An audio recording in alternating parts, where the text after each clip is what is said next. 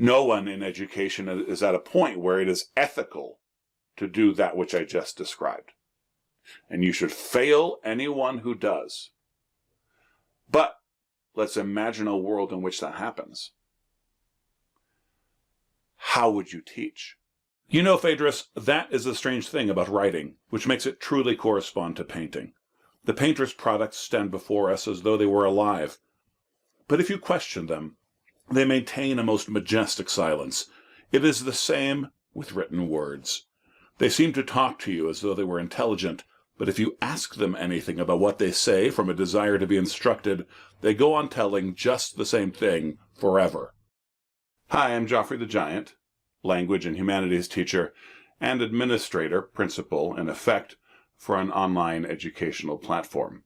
And if you're like me and your feed has been exploding with AI content recently, especially if you're a teacher or if you're into education tube in any way.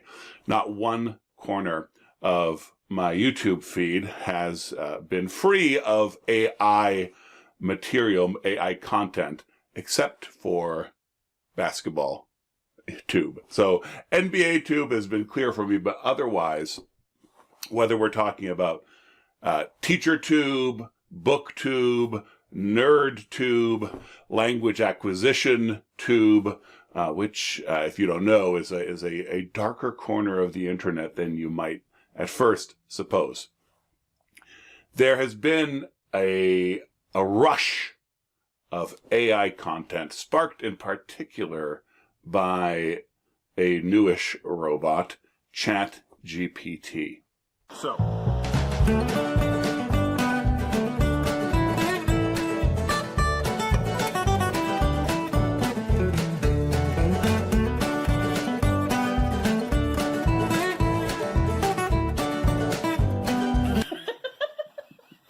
concerns about AI in education have been around for a long time. Concerns about AI have been around for a long time. Just, take a look at Philip K. Dick or William Gibson for you sci-fi nerds out there. And speaking of nerds, I mean, this is how pervasive it is.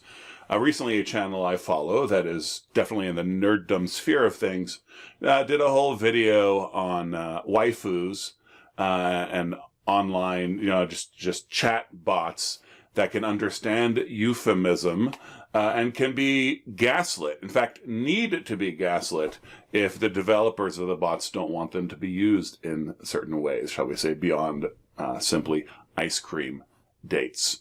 Well, AI is a part of our life, but ChatGPT has sparked a conflagration in the education world that I want to address in this video. These zeitgeisty explosions happen when there's obviously enough material, when that critical mass congeals and becomes sort of a sort of pop culture napalm that you can't get off your skin.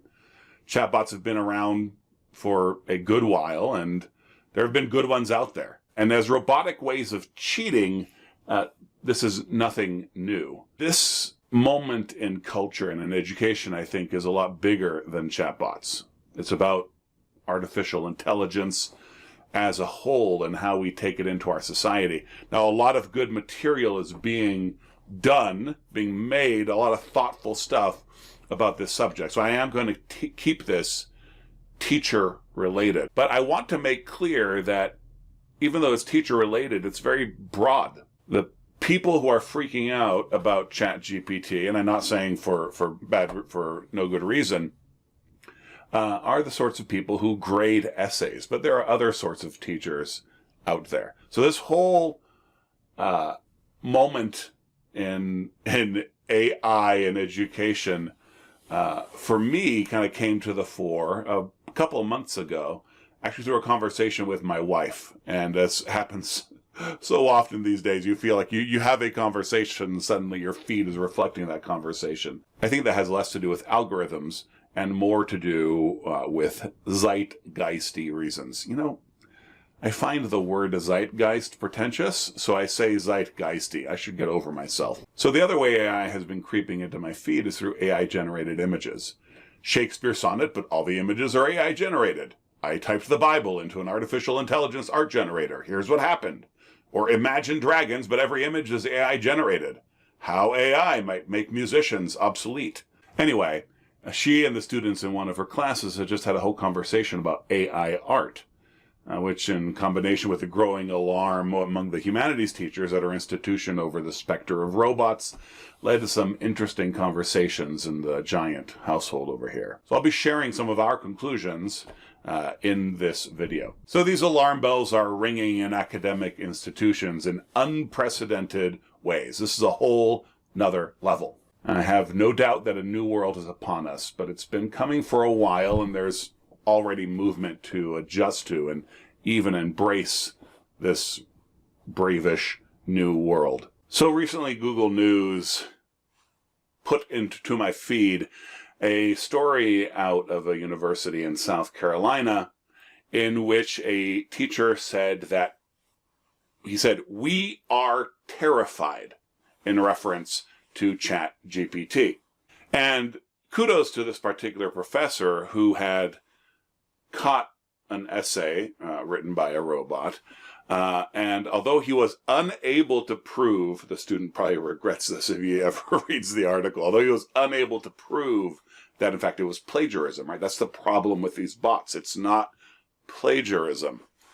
And even feeding into ChatGPT different questions that he thought the student would have asked. Of course, these things are procedurally generated and it's just different results every time. That is the beauty of of ChatGPT from a cheater's perspective. So this teacher sensed that something was off, and it wasn't the same complaint that I've seen or read elsewhere, where so one of the things I've read is that, okay, well, the results that come back seem to be relatively well written, but they're sort of rambly. They don't necessarily address the question. Well, apparently the robot in this case did that. It was just that the tone seemed so flavorless, someone who hadn't found his voice really. I believe the way the article described it was as a 12th grader that you were teaching to write an essay.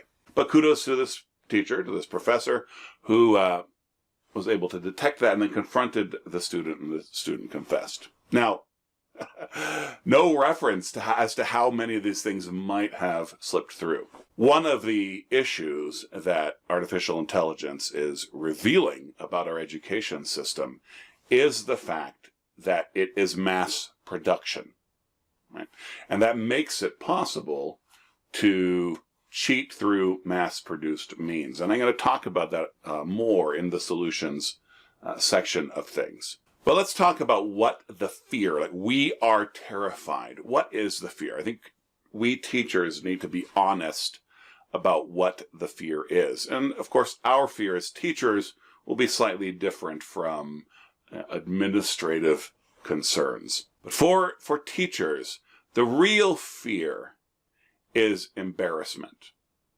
All right, let's just be honest about that. So if you were a chess player of some renown and unwittingly were made to play a robot and defeated by that robot, well, that would be extremely embarrassing.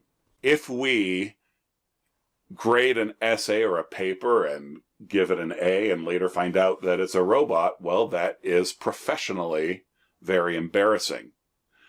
The first fear is that it might reveal how slapdash we are about our grading. Maybe you teach a class of 20 kids, of 40 kids. Maybe you teach a class of 200 and you don't have enough TAs. Unfortunately, everyone knows that in so many instances, writing and grading is a mass-produced thing. But to have that shown, to have that laid bare is embarrassing. What would be even worse is that if you truly did give an all-out effort in teaching, in assigning, and in grading the thing, and then it was still shown to be a robot. That is the terror, right? So it's very appropriate that this teacher in South Carolina used the word terrified. It's more than just fear. There is a terror. Now, I think that there is a systemic administrative fear as well, but that's the fear that the whole system will be exposed, laid bare, brought low. The whole system of buying a very procedural product, do steps 1, 2, 3, and 4, and we will give you this reward for a certain price, of course. This has the potential to so bankrupt the already declining value of degrees that in a generation or two, college is no longer a thing. But that is a radical subject for another, more radical video. Now, my own personal background is, well, it's sort of radical, and I am going to be making some radical suggestions here. But this also brings light to bear on the administrative side as well. I have a background in ESL and in teaching adults, and then I moved into teaching humanities, as well as continuing to teach languages. But I've always been sort of, I've been outside of the system. Okay, so I come from an academic family, but I have never myself taught at a government school, never really even taught at a private school, except abroad, okay, as an English teacher. So you're a teacher and you are a part of this system that is extremely procedural, extremely step-by-step. I mean, I remember in the 90s being in chemistry classes of 600, 700 kids at a state college, being in freshman composition classes of 40 students. So there is a certain inevitability to how that sort of teaching and how that sort of evaluating is going to be processed. Although the institutions may eventually change and may eventually be forced to change, you may be limited in the changes that you can make in dealing with this new thing. But I'm going to put out some concepts and some things that I do that I think could be helpful when dealing with the robots. So one of the things that startles a lot of my high school students is the extent to which they are orally evaluated, the extent to which they are evaluated for the things that they say. Now, in my language classes, the way that it is principally shown is through an enormous participation grade, proportionally. Okay? And that gives me a lot of flexibility to grade for displays of prowess in the language, displays of engagement, displays of enthusiasm, sort of to the side, especially with beginning level courses. What that also means is that I can award for gifts and effort, right? And I can get more demanding as the level goes up, but it gives me a lot of flexibility. That's the main reason I do it. But certainly that it's helpful in dealing with the robots. Now, in humanities courses, I do the same thing. So one of the main, so I don't have a participation grade that's that far out of kilter. It is always higher than what we'll call industry standard is, since I'm in the private sector of education. But the big thing I do is oral exams. Okay, so oral exams for language classes may seem relatively intuitive, if unusual.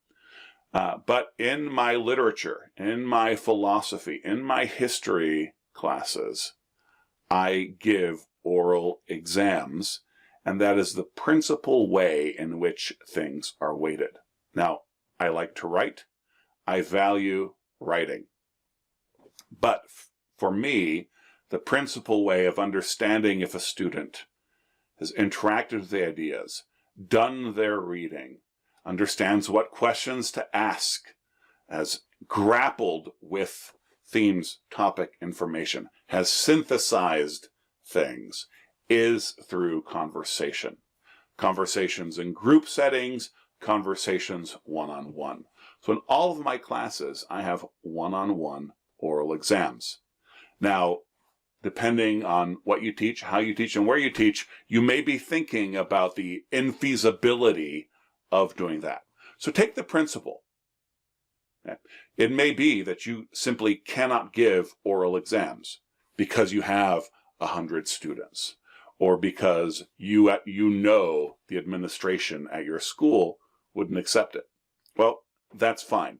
Try to find other ways in which to bring out oral expression of what is being learned in order to check for comprehension.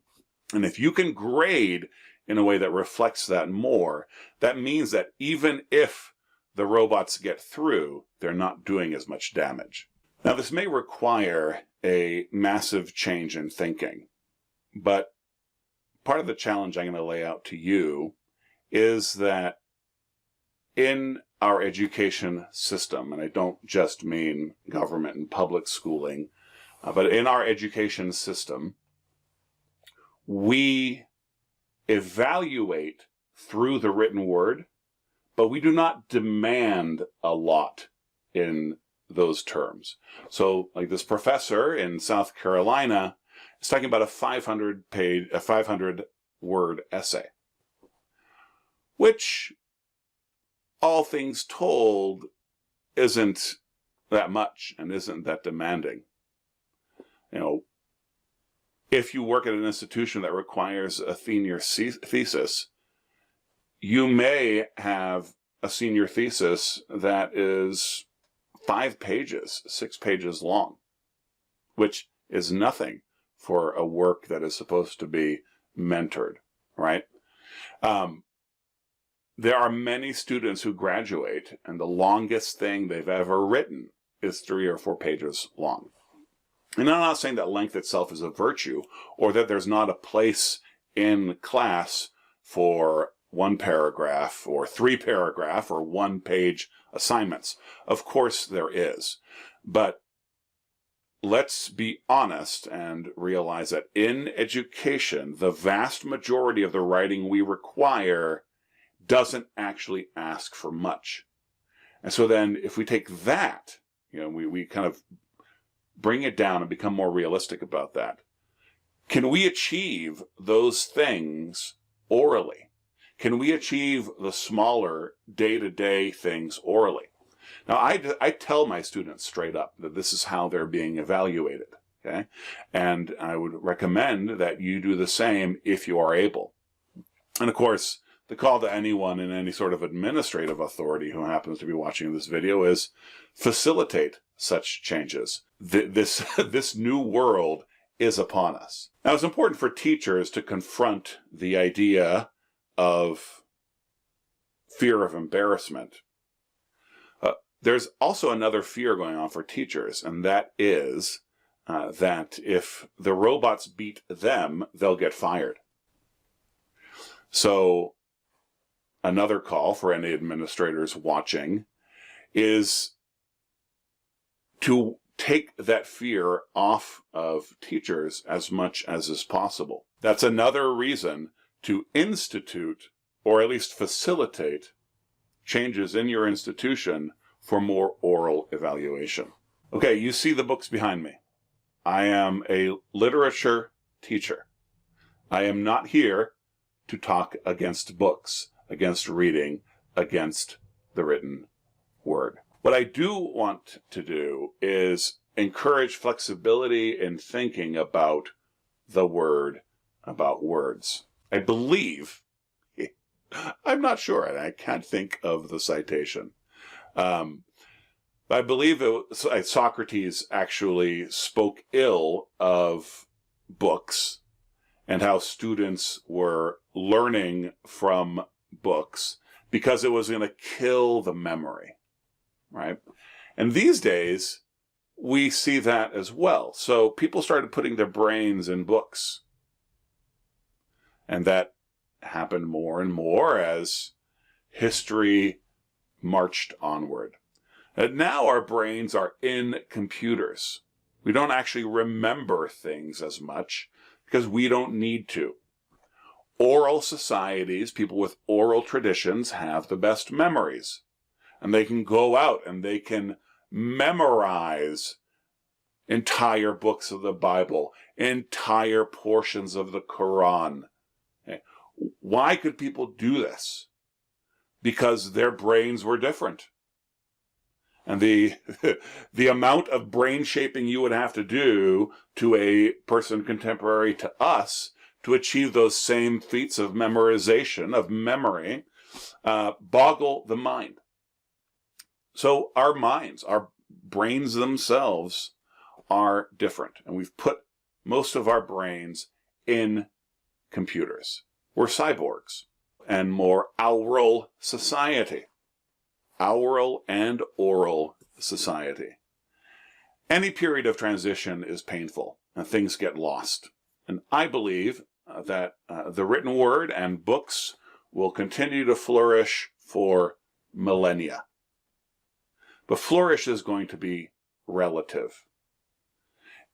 As teachers, we need to be okay with the idea that books and even writing are going to become more niche.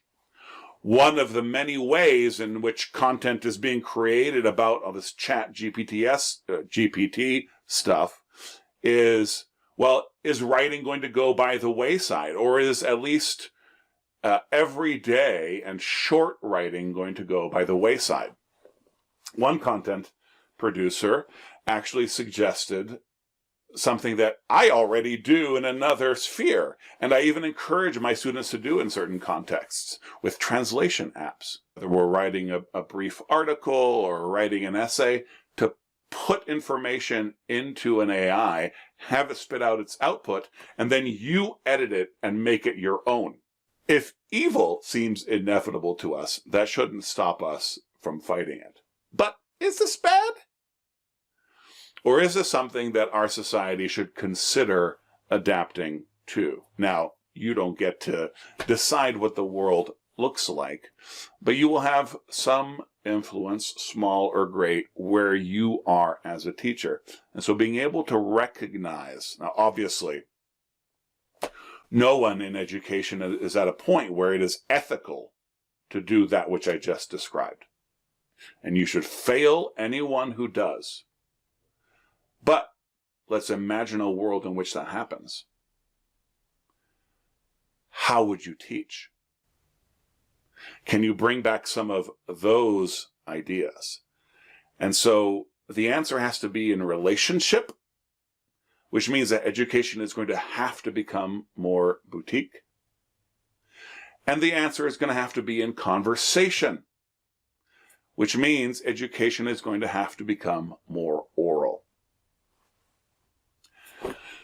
That's what I have for you, I suppose. In some ways, especially with when I just used the word boutique, these reveal problems that are already entrenched in our educational system, right? So one of the most frequent complaints is teacher to student ratio. Well, it's not going to be up to you to be able to change that. But I hope our society is able to change that soon, to change what education itself is and is considered to be. But meanwhile, how can you sustainably for yourself make things more individualized and make things more conversational? Well, that's what I had for you. The peace of Christ be upon you. What day is it today? Remind me. It's Sunday, Mr. Pinch. Sunday. And what do we do on a Sunday morning, wherever we happen to be? We go to church, you bloody heathen!